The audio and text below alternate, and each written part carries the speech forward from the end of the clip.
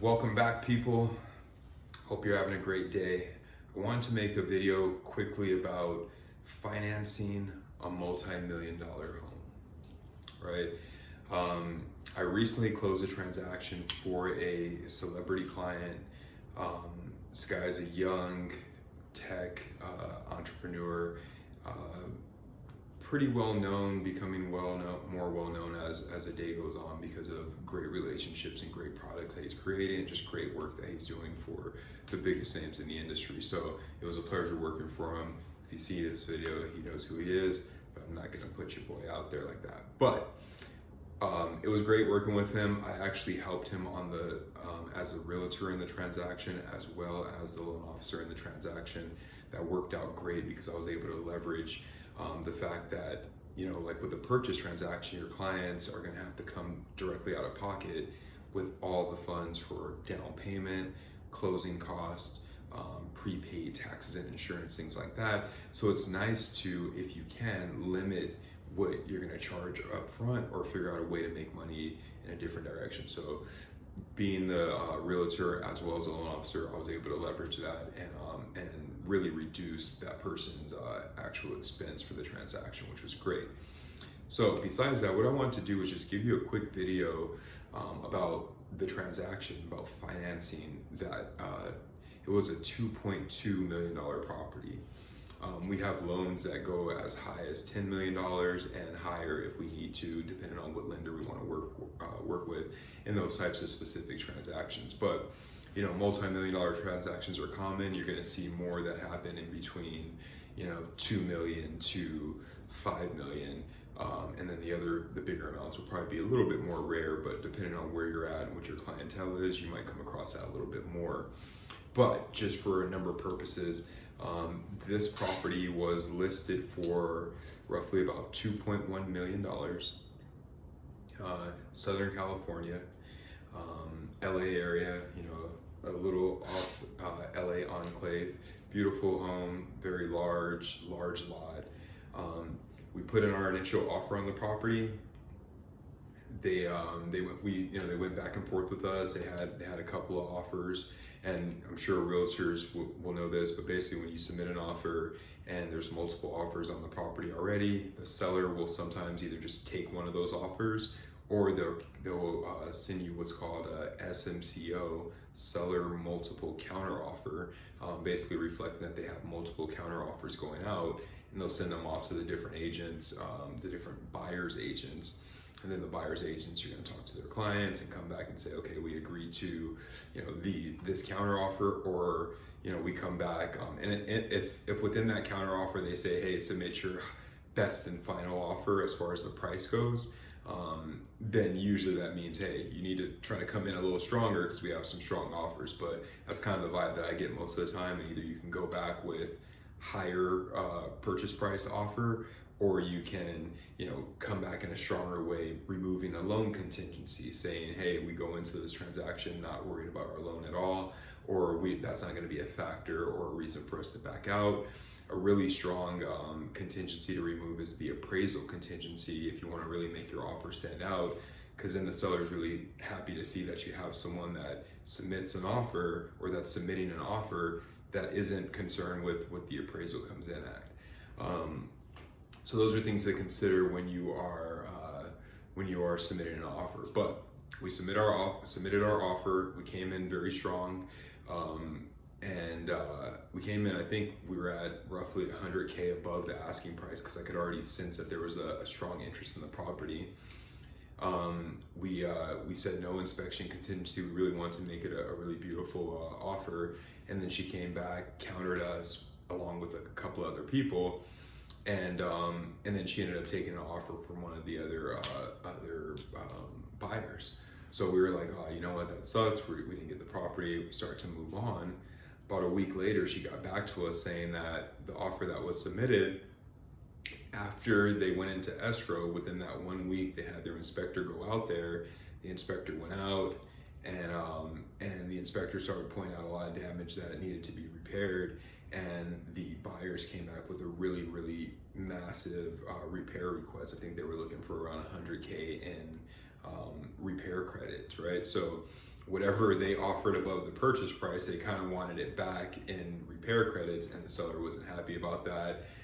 And in this scenario, the seller was pretty aggressive and pretty strong about what he did or what she did or didn't want, and they backed out on those clients. Let the contingency removal period expire, sent them a notice to perform. They didn't proceed forward, canceled the transaction, called us, asked us if we want to be the backup offer. Before they canceled, called us, asked us if they want to be the backup offer, and we were ready to go. So next thing you know, we got our offer, and we got our offer accepted, and we opened up escrow. So what I wanted to point out was how the financing worked in this scenario to finance this $2.2 million property.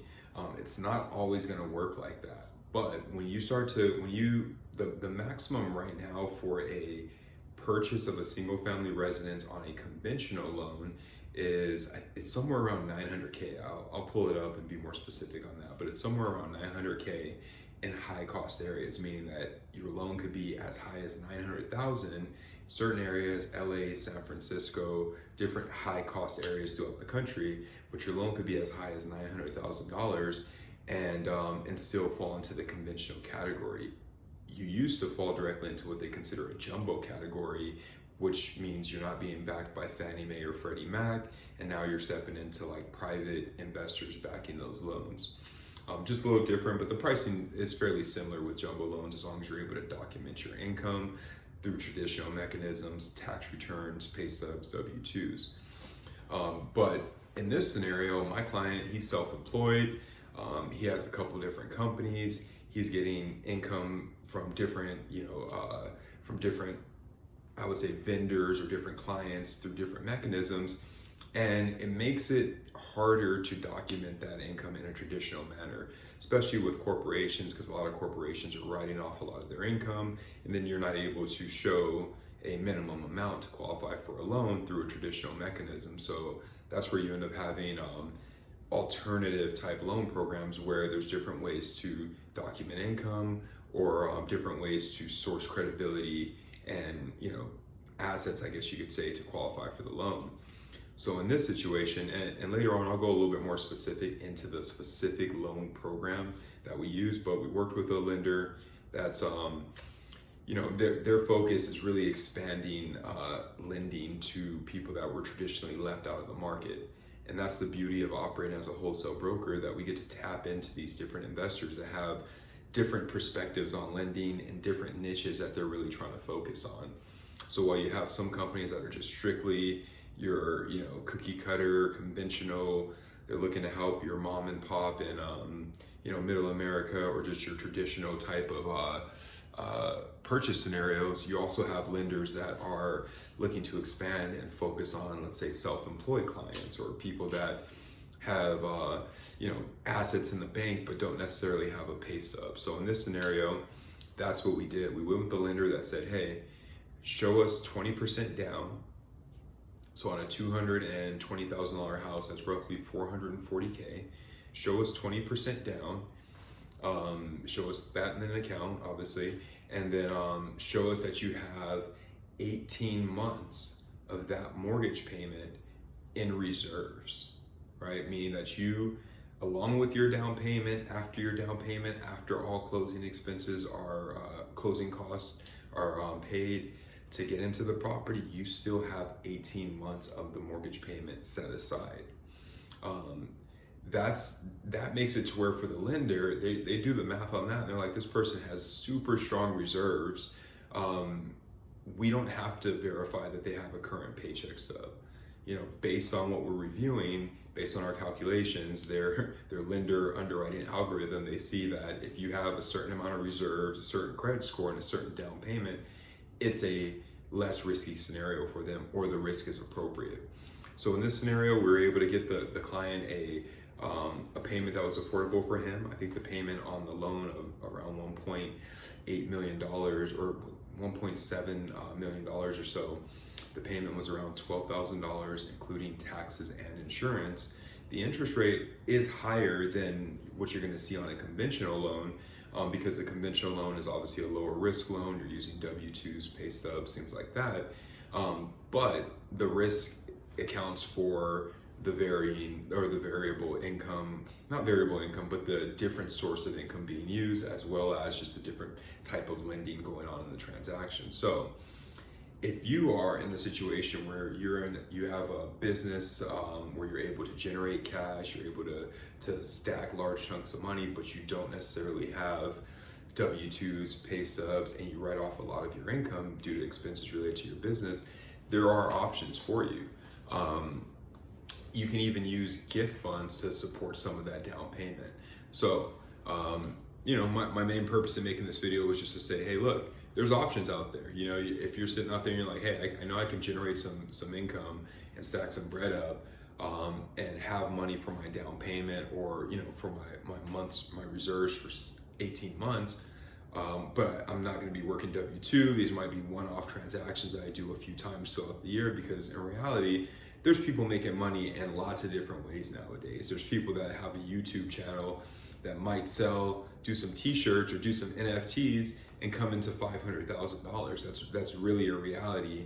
And I think that it's unfair if those people don't have options to finance the things that they can actually afford. So it's great to have lenders that really expand the guidelines. They're not even those lenders that are really focused on assets. They're not really tripping too hard on the credit either. Like, they obviously want you to have a credit history. They want to see trade lines. They want to see an active, positive credit report. But they're not solely relying on your 600 or like your 700 plus credit score. There's programs that will allow a 640, a 620 with those flexible income scenarios. So keep that in mind out there. Maybe you're a loan officer that has access to people that are looking to buy, but they just don't know which loan program to go to, or they don't think they have an option. Non-QM loan programs. Reach out to me in the DM. I can give you more information on where you can go, and if you needed our assistance in California, Colorado, or Florida, soon to be Texas, we can help you out with that transaction. If you're a realtor and you have clients that are looking to buy, but they can't really find that financing in because they're really asset driven, they just have a bunch of money in the bank, there's programs out there for them. The rates are reasonable, and we can still close those transactions in 30 days. So once again, this was a $2.2 million purchase. Because the loan amount was above 1.5, we had to do 2 appraisals on the property. That was a little annoying. After we got the first one, the value came in, we still had to have another one come in, but that's the other form of the lender saying, hey, look, we're gonna really account for certain areas where we're not gonna be really tight by having additional assets, additional verification on the appraisal to make that actual transaction a savvy transaction for the investor and for the client. So 1.756 was the loan amount. Now that I remember correctly, it was a 2.2 down, 20% down, 18 months reserves in the bank. Payment with taxes and insurance was somewhere around the 12K mark. Very strong transaction for the client. We'll probably look to refinance in a year as credit scores improve and as value increases if possible, and find a better interest rate. Or the interest rates are market driven, so that's really going to be a market driven thing, but we're going to stay in touch with our client and always look for the best financing options as we go forward. But those loan options are out there. DM me if you have any questions on that. Hope you learned something from this video. Please like, subscribe, and check back for more.